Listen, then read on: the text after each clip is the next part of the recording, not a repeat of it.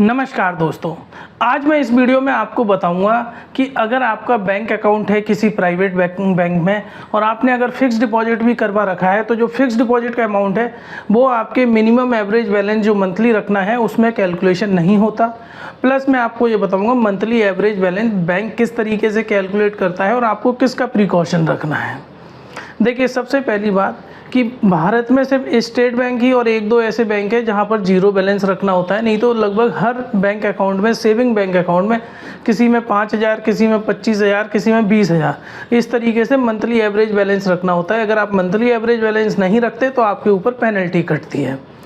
किसी भी private sector बैंकों में हर किसी में अपना अलग अलग मिनिमम एवरेज बैलेंस है, लेकिन आप ये मान के चलिए नॉर्मल बैंक अकाउंट SBI के अलावा सब बैंकों में मिनिमम एवरेज बैलेंस रखना होता है।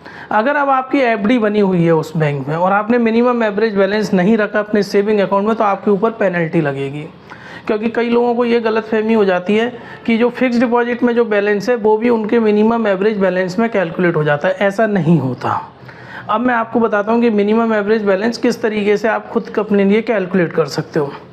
मान के चलिए अगस्त है, अगस्त में 18 अगस्त की डेट है।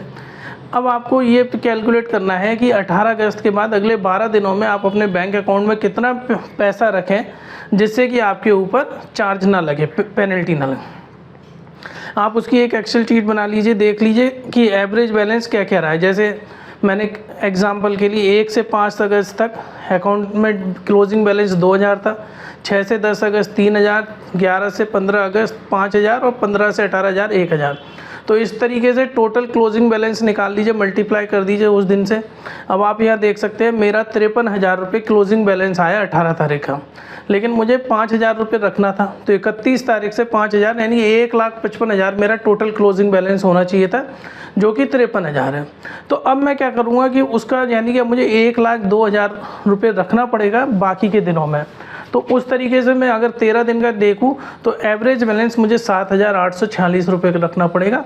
मैं मेरे बैंक अकाउंट में 8,000 रुपये डिपॉजिट कर दूंगा, जिससे मेरा मिनिमम एवरेज बैलेंस का चार्ज नहीं लगेगा। फ्रेंड्स, अगर आपके किसी भी रिलेटिव या फ्रेंड्स को लोन की आवश्यकता है तो आप उसकी फ़ाइल हमें रेफ़र कर सकते हैं हमारे ऊपर लिखे हुए व्हाट्सअप नंबर पे, और हमारी टीम से संपर्क कर सकते हैं अगर आपको लोन एजेंट बनना है।